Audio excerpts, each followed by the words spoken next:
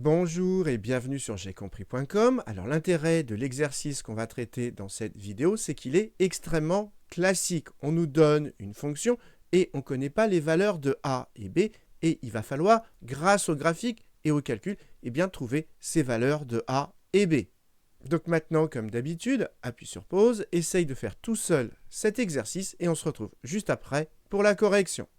Donc, allons-y. Première question, on nous demande de lire f de 1, f de 4 et f' de 1. Et déjà, quand on vous dit lire, ça veut dire qu'il faut utiliser le graphique. Donc, on y va, f de 1. Alors, déjà, f, c'est dit dans l'énoncé, sa courbe, c'est C. Elle est en bleu. Et donc, pour avoir f de 1, on se met à 1 sur l'axe des abscisses et on regarde sur la courbe de f, c'est-à-dire sur la courbe bleue, à quelle hauteur on est. Et vous voyez qu'on est à la hauteur 0. Autrement dit, f de 1 égale 0. Maintenant, on nous demande f de 4, donc toujours pareil, on se place à 4 sur l'axe des abscisses, donc ici, et donc le point sur la courbe correspondant, il est là, il est exactement sur l'axe des abscisses, donc à une hauteur de 0. Et donc ça veut dire que f de 4, c'est 0. Maintenant, on nous demande f' de 1. Et là, vous devez savoir que f' de 1, ça correspond au coefficient directeur de la tangente à la courbe au point d'abscisse 1. Alors, cette phrase, elle est un peu longue et peut paraître compliquée. Mais en fait, c'est très simple. On se met sur la courbe au point d'abscisse 1. Sur la courbe au point d'abscisse 1, donc on est en A. Et on regarde quelle est la tangente en A. La tangente, c'était... Eh bien, f' de 1, c'est le coefficient directeur de cette tangente, c'est le coefficient directeur de cette droite.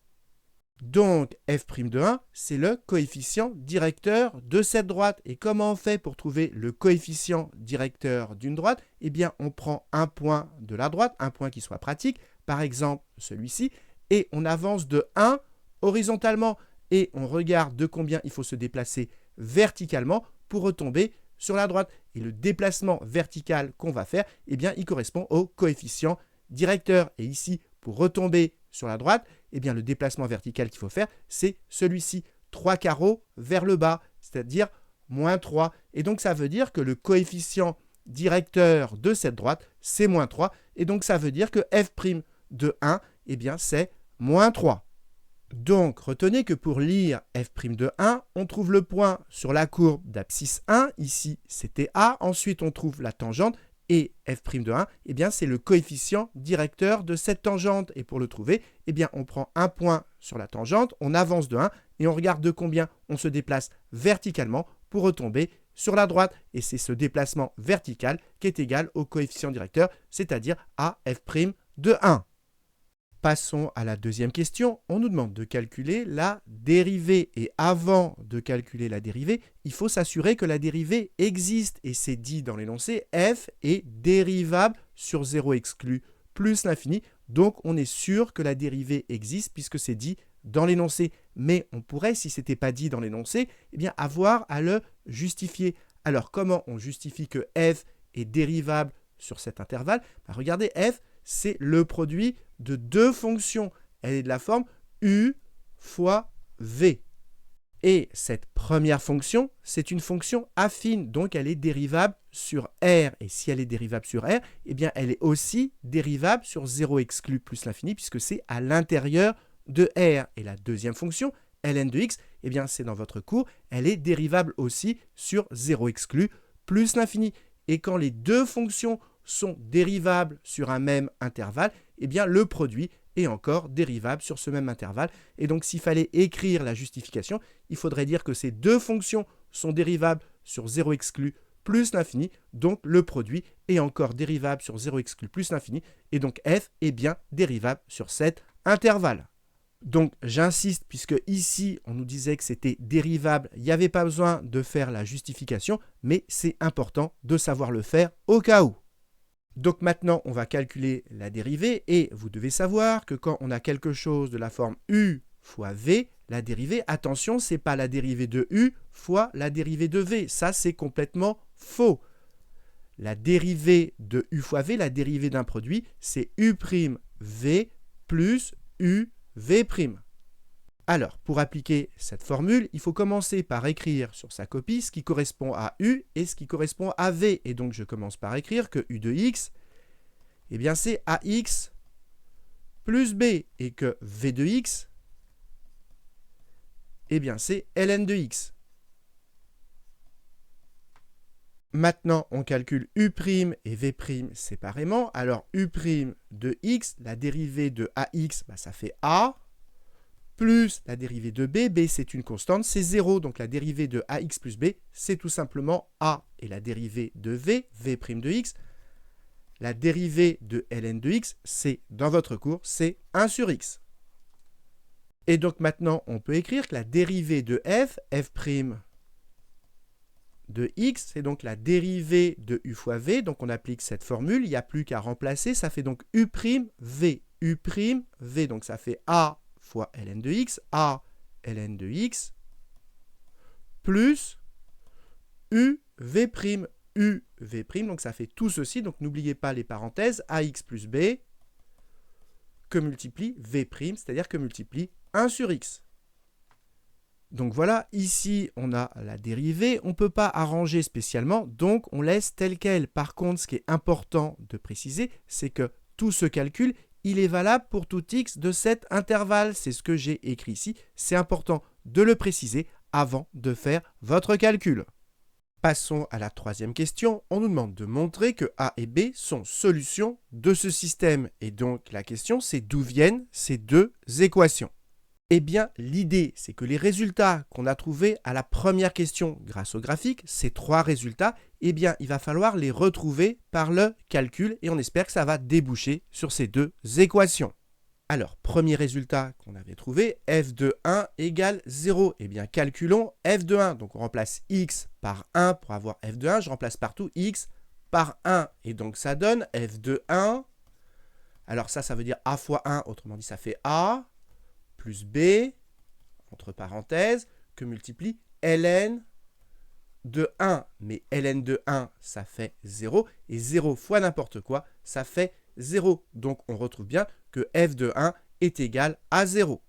Donc, on retrouve bien par le calcul, ce qu'on avait trouvé par le graphique, c'est que f de 1 est égal à 0. Mais le problème, c'est que ça ne débouche pas sur une des deux équations du système. Donc, cette information f de 1 égale 0, eh bien, nous apporte rien par rapport à ces deux équations.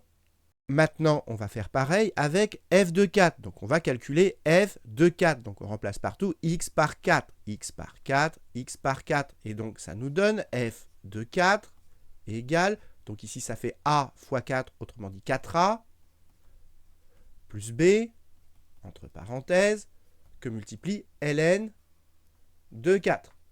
Et f de 4, d'après le graphique, on a vu que ça fait 0. Donc f de 4, tout ceci doit être égal à 0. Et regardez maintenant, ici, on a un produit. Et vous savez que quand on a un produit égal à 0, c'est ce qu'on appelle la règle du produit nul. Eh bien, il y a au moins un des deux facteurs, celui-ci ou celui-ci, au moins un des deux, qui est égal à 0. Mais ln de 4, c'est différent de 0. Donc, c'est forcément ce facteur-là qui est égal à 0. Et donc, on en déduit que 4a plus b est égal à 0. Et regardez, justement, c'est la première équation du système. Donc voilà d'où vient cette première équation.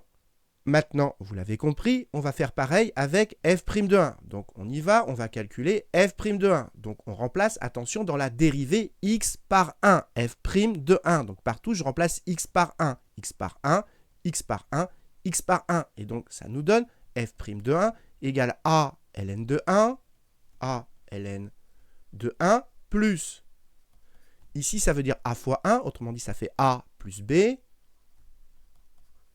que multiplie 1 sur 1. Et on avait vu à la première question, grâce à la tangente, que f' de 1, c'est égal à moins 3. Donc f' de 1, tout ceci doit être égal à moins 3. Et maintenant, il n'y a plus qu'à arranger. Ici, on a ln de 1. ln de 1, ça fait 0. Et donc 0 fois n'importe quoi, eh bien ici, ça saute. Ensuite, 1 sur 1, ça se simplifie. Et qu'est-ce qui reste? Eh bien, il reste a plus b égale moins 3, exactement la deuxième équation. Donc voilà d'où vient cette deuxième équation. Donc voilà tout ce qu'on avait fait au brouillon, je vous l'ai remis au propre ici. Et maintenant, il n'y a plus qu'à résoudre ce système pour trouver les valeurs de a et b. C'est l'objet de la dernière question. Donc, allons-y, dernière question, on va résoudre ce système. Et pour résoudre un système, l'idée c'est qu'on va combiner les deux équations de façon à se débarrasser soit de A, soit de B. Eh bien, regardez, c'est très simple, il suffit de prendre la première ligne et d'enlever la deuxième ligne, parce que du coup, ça va nous faire B moins B, et donc les B vont s'éliminer. Donc, c'est ce qu'on va faire. Et donc, je l'écris, que je prends ma première ligne qui s'appelle L1, et je fais donc L1 moins la deuxième ligne qui s'appelle L2. Donc, on y va, on fait L1 moins L2, première ligne moins deuxième ligne, donc ça nous donne 4A moins A, ça fait 3A, B moins B, ça fait 0, c'était l'objectif, on n'a plus de B, et ensuite, faites attention, ça fait 0 moins 3, et 0 moins, et bien ça fait donc plus 3, donc ça fait 3. Et la deuxième ligne, je n'y touche pas, je la remets telle quelle, donc je recopie, A plus B égale moins 3. Et au passage, c'est important de le souligner, au départ, vous partez avec 2 lignes, donc tout du long de la résolution, à chaque fois, vous avez 2 lignes. Et dernière chose, quand vous faites une combinaison entre 2 lignes, eh bien, ça reste équivalent. Et donc, on n'oublie pas de rajouter devant le symbole équivalent. Et donc, on en déduit que 3A égale 3. Autrement dit, je l'écris au brouillon que A égale 3 sur 3, c'est-à-dire 1. Donc, on en déduit que A est égal à 1. Maintenant qu'on sait que A vaut 1, dans la deuxième équation, on remplace A par 1. Je le fais au brouillon, donc ça me fait 1 plus B égale moins 3. Autrement dit, B égale moins 3 moins 1, c'est-à-dire moins 4. Et donc, on en déduit que B est égal à moins 4. Et ce que j'ai écrit en vert, on l'écrit juste au brouillon. Donc voilà, on a terminé cet exercice puisqu'on a trouvé les valeurs de A et B. Et là, il faut quand même comprendre que la fonction qui était représentée ici, eh bien, il y a juste à remplacer A par 1 et B par moins 4. Et donc, cette fonction qui était représentée ici, c'est f de x égale donc 1x, c'est-à-dire x, plus moins 4, c'est-à-dire moins 4, que multiplie ln de x. Et vous pouvez vérifier avec votre calculatrice que si vous tracez la courbe de cette fonction, eh bien, vous allez exactement obtenir la courbe bleue. Donc voilà, cette vidéo est terminée. J'espère que vous avez bien compris. Et comme d'habitude, si vous l'avez apprécié, n'hésitez pas à la liker et à vous abonner à la chaîne pour ne pas rater les nouvelles vidéos.